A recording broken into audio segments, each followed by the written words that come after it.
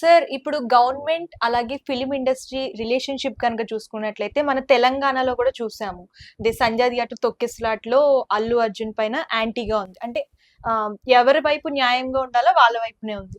అలాగే కన్నడలో గనక చూసుకున్నట్లయితే కన్నడ వాళ్ళు ఇప్పుడు 'రష్మిక' పైన కొంచెం ఫైర్ అవుతున్నారు. అంటే ఫిల్మ్ ఫెస్టివల్‌కి రాలేదని చెప్పేసి ఆవిడ ఒక ఇంటర్వ్యూలో కూడా హైదరాబాద్ నుంచి వచ్చాను నేను అని చెప్పేసి అనడం.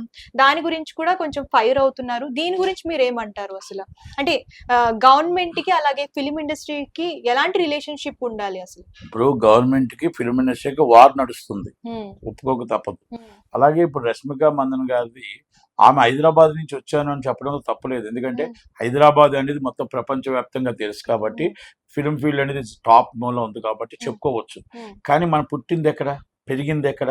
మన కన్నబిడ్డ ఎక్కడ? మన కన్న తల్లి ఎక్కడ? మన పుట్టినూరు ఎక్కడ? కంపల్సరీ చెప్పవలసిన బాధ్యత ఆమెకుంది. ఆమె కన్నడ బిడ్డగా పుట్టింది, కన్నడ బిడ్డగా పెరిగింది, ఆ కన్నడ ఇండస్ట్రీ నుంచి ఇక్కడికి వచ్చింది. అది ఫస్ట్ చెప్పాలి.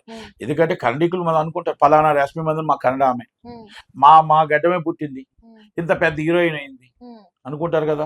ఇప్పుడు పలానా నటికుమార్ ఇక్కడ పలానా వైజాగ్ నుంచి వెళ్ళారు, లేకపోతే పలానా సంతోష్ ఇక్కడి నుంచి అనుకుంటారా లేదా? మరి అలాంటప్పుడు వాళ్ళందరిని అవమానించినట్టు కాదా? నువ్వు హైదరాబాదీని అంటే పుట్టిన ఊరు నీ హైదరాబాద్ కాదు, నీ మదర్ టంగ్ ఇస్ హైదరాబాద్ కాదు, నువ్వు తెలుగు అమ్మాయి కాదు కదా. అందుకే అక్కడ కోపం పడుతున్నారు. కన్నడీకులందరూ తీవ్ర ఆగ్రహంతో ఉన్నారు, ఆగ్రహ జ్వాలలతో ఉన్నారు, ఆగ్రహంతో మండిపోతున్నారు. ఏంటి ఇది? ఆమె ఇక్కడి నుంచి వెళ్ళి ఈ విధంగా టాప్ హీరోయిన్ అయిపోయిందని మాత్రం కన్న తల్లిని మర్చిపోద్దా, కన్న ఊరిని మర్చిపోద్దా, కన్నడికి మన భాషను మర్చిపోద్దా అని అడుగుతున్నారు. అయిపోయింది. అలాగే డీకే శివకుమార్ గారు ఇప్పుడు ఏమన్నారంటే, మీరు మీరు మీరు ఏది మర్చిపోయినా మన ఊరిని మర్చిపోవద్దు, మన భాషను మర్చిపోవద్దు, మన గవర్నమెంట్ మర్చిపోవద్దు. గవర్నమెంట్ ప్రోగ్రాంలకు కూడా మీరు రాకపోతే మీ ఇండస్ట్రీకి మేము సపోర్ట్ చేయాలి. ఇది one of the industry, part of the ఇండస్ట్రీలో నేను ఉన్నాను ఒక ఎగ్జిబిటర్గా. కనుక దయచేసి మీరు రాకపోతే ఎలా? మీరు ఇండస్ట్రీ నుంచి కాపాడుకోవడానికి, ఇండస్ట్రీ నిలబడటానికి రాకపోతే ఎలా? మీరు ఫెస్టివల్ పెడుతున్నప్పుడు మీరు 'రష్మి మందన్' ఎందుకు రాలేదు? దేనికి రాలేదు? ఈ ఆర్టిస్టులు అందరూ రాకపోతే మేము ఎలా చేయాలో, మా కాడకు వచ్చేటప్పుడు మేము ఎలా బోల్ట్లో టైట్ చేయాలో మాకు తెలుసు అని ఇక్కడ రేవంత్ రెడ్డి గారు ఏమని చెప్పారు? మీరు మట్టుకు మీరు చెయ్యండి, మా కార్యక్రమాలకు మీరు గద్దర్ అవార్డ్స్ మీరు కోఆపరేషన్ చేయకుండా ఇప్పటికి వచ్చి మీరు దానికి ఇవ్వకుండా, అలాగే డ్రగ్స్ అనే మహమ్మారికి మీరు ఒక ఇంటర్వ్యూ ఇవ్వమంటే కూడా ఇవ్వకుండా మీరు ఇష్టం చేస్తే మేము ఎక్కడ మీరు టికెట్లకు వస్తాం, మేము ఎలా చేయాలో మాకు తెలుసు అని రేవంత్ రెడ్డి గారు ఏమన్నారో, డీకే శివకుమార్ గారు అదే అన్నారు.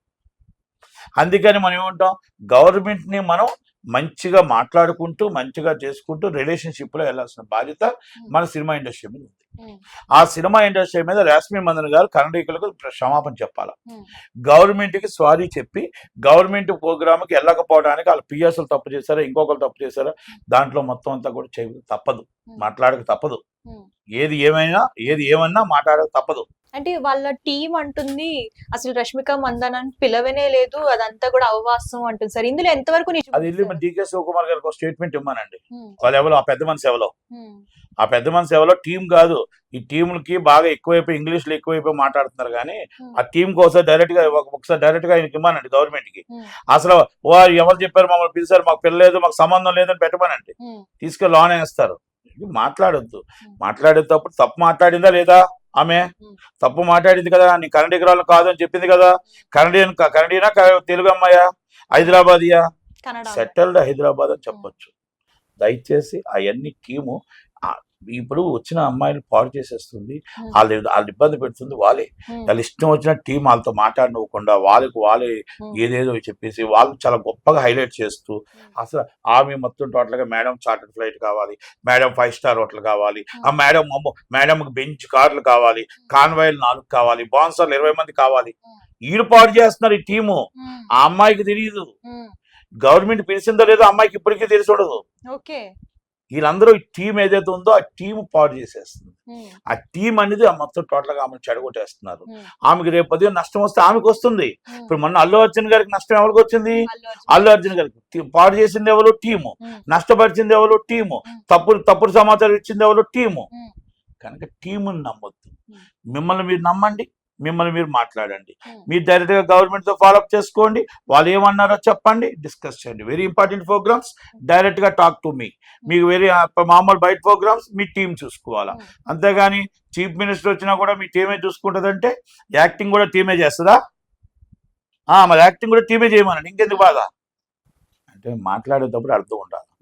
కనుక టీంకి రెచ్చగొట్టే విధానంగా మాట్లాడకుండా ఇమీడియట్లీ అపాలజీ చెప్పమనండి గవర్నమెంట్కి, కన్నడ గవర్నమెంట్కి అపాలజీ చెప్పి నెక్స్ట్ టైం ప్రోగ్రామ్ ఉంటే మేము వస్తామని చెప్పమని లెటర్ పెట్టమనండి. Immediately solve, issued problem solve. అంతే తప్ప రెచ్చగొట్టే విధంగా చేస్తే మనం మొన్న జరిగిన పరిణామం మళ్ళీ రిపీట్ అవ్వాల్సి వస్తుంది. దయచేసి అర్థం చేసుకుంటారని ఆశిస్తున్నాను. Thank you very much.